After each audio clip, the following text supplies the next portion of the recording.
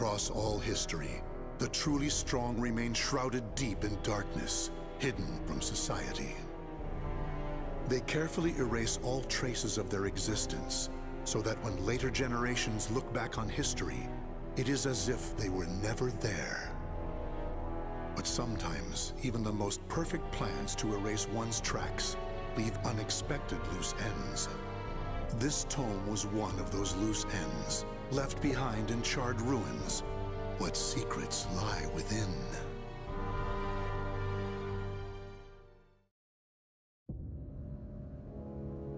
Zasalamel created me.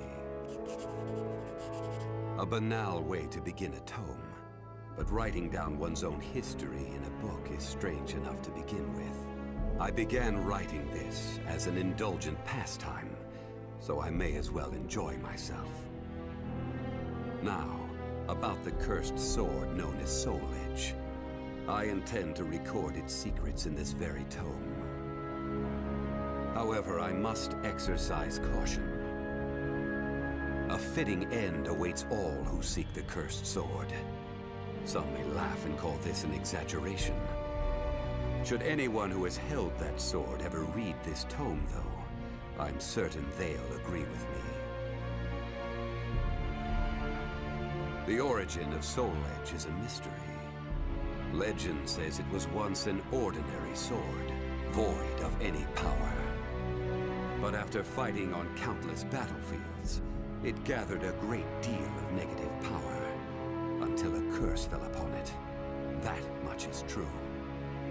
All who took Soul Edge in their hands became slaves to the blade, murdering until they bled their last drop of blood. That is why so few know of it, despite its appearances time and time again throughout history. Until, that is, an age-long past, when there appeared a man with a mind powerful enough to resist the sword's control. He was known as the Hero King.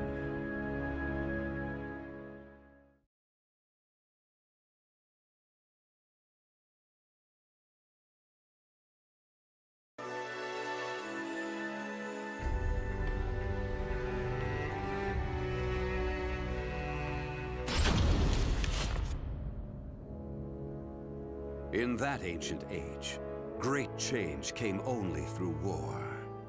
Thus, controlling Soul Edge meant ruling the world. The Hero King, being the man he was, one could say it was inevitable that he would bring peace to this warring world. I won't record the Hero King's name here. Someday I may decide the time is right to reveal it, but that time isn't now.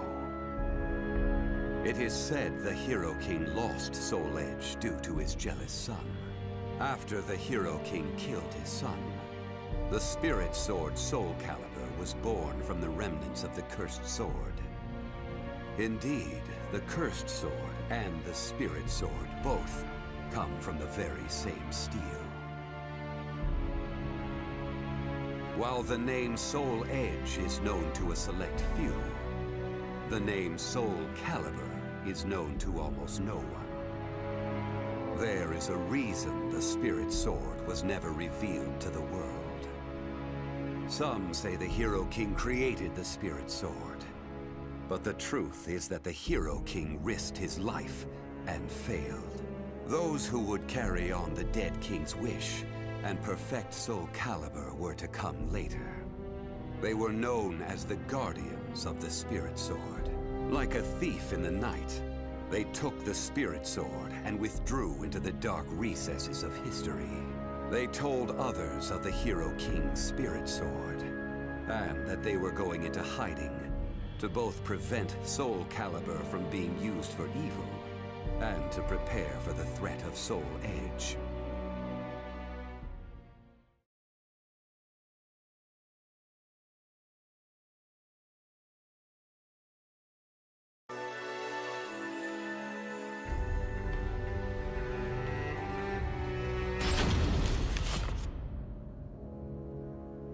The guardians of the spirit sword only entrust Soul Calibur to a select few. One recent example was a king from medieval Europe. Born in Britain, the king used the spirit sword to rule a large swath of Europe. I'm skeptical as to whether the king ever truly existed, but assuming the tales are true, he was somehow connected with the guardians of the spirit sword, from whom he received the blade. Also, it would be reasonable to assume the king fought with the one who possessed the cursed sword and won. After the king's death, though, no one knows what happened to the spirit sword. Perhaps we should assume it eventually found its way back to the guardians of the spirit sword. But it should be noted that their power had dwindled greatly by that time. At the same time, there were those who awaited the second coming of the king. On the eve of the king's passing, a loyal knight set forth to find the spirit sword and restore the crown. That was the start of the secret society known as the Aval organization. They hid themselves well for a considerably long period of time. Not even I learned of their inner workings until quite recently. Sworn to the late king, the Aval organization sought the spirit sword and secretly assassinated all whom they deemed outsiders, those who were aligned with the cursed sword or did harm to humankind. A deeper look, however, reveals there was some unrest hidden below the organization's seemingly unshakable exterior.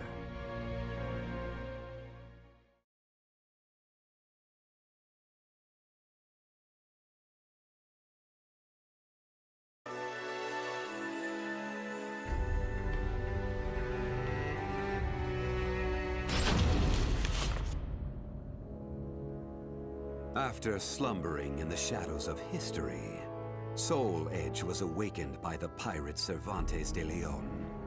Cervantes attacked the ship of one who had won Soul Edge at an auction.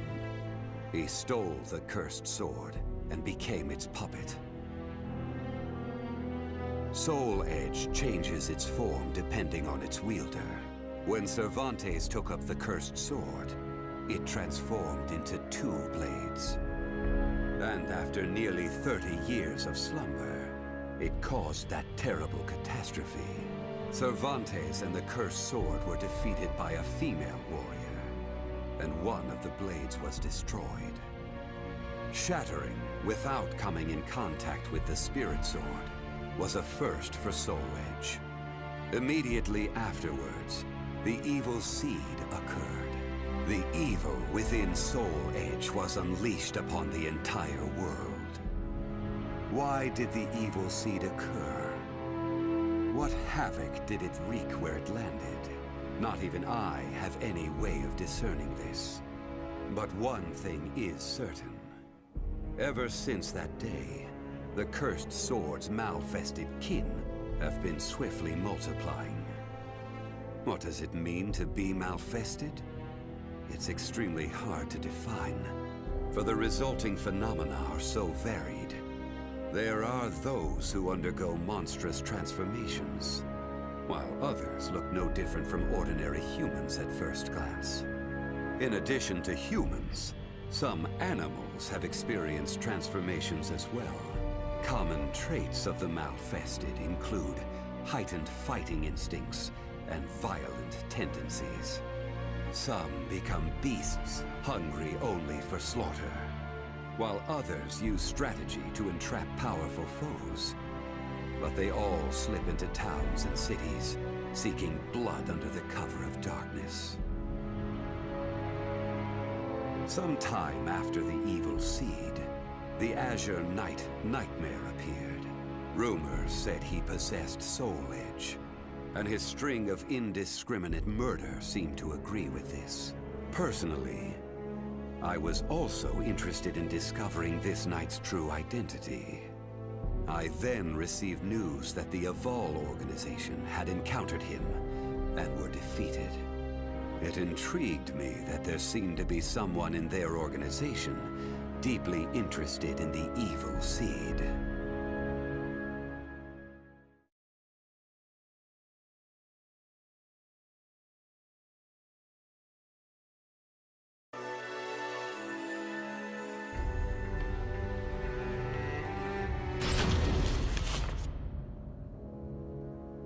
While Soul Edge has appeared constantly throughout history, Soul Calibur's whereabouts are still shrouded in mystery.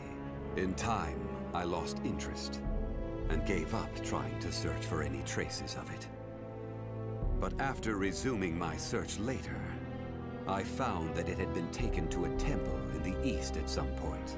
With it were taken a staff able to absorb all manner of energy, and a mirror capable of purifying evil. These sacred treasures were used to create Soul Calibur and amplify its power. No one knows what had happened to the Guardians of the Spirit Sword, but they must have met with ruin, losing the Spirit Sword and their other treasures. As for the temple, it later became Ling Sheng Su, a famous martial arts dojo that worshipped the Spirit Sword and the other weapons as the three sacred treasures. But now the Spirit Sword is no longer there. The evil seed deeply affected Ling Sheng Su, and most likely caused it to attract evil energy. Its martial arts students were soon overcome by madness and battle lust, and ended up killing each other. The temple fell in a single night. Therefore, no one knows what happened to the Spirit Sword. Only one student of Ling Sheng Su survived. While the survivor didn't possess Soul Calibur, there was clearly merit in looking into him. What powers did he possess? What could he accomplish? I was deeply intrigued.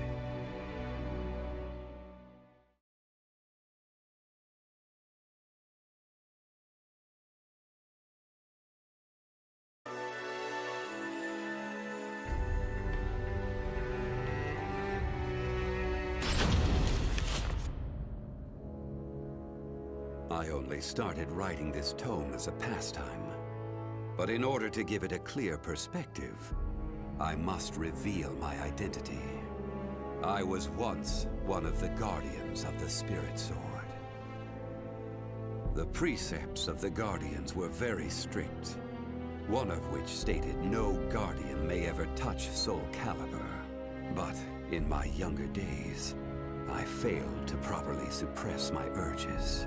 When the others discovered my designs, they broke my arms and banished me. Amid my despair, I searched for a way to survive. What I discovered was the art of reincarnation. After a long period of training, I mastered the secrets contained within this lost wisdom. I reincarnated myself over and over again, and became an entity that could transcend generations. At first, I didn't realize the price I would have to pay for eternal life. For every time I reincarnated, I experienced the pain of death. It felt like my soul was being crushed. It is hard to put such pain and suffering in words. Indeed, I hadn't managed to completely escape death. No matter what one may accomplish in life, death remains inescapable. My bodies have lain in countless graves, but my soul will never rest in peace. So it was that I came to yearn for the final eternal death I could never have. And such desire began to corrupt my everlasting life. Gradually, I began to seek out death itself.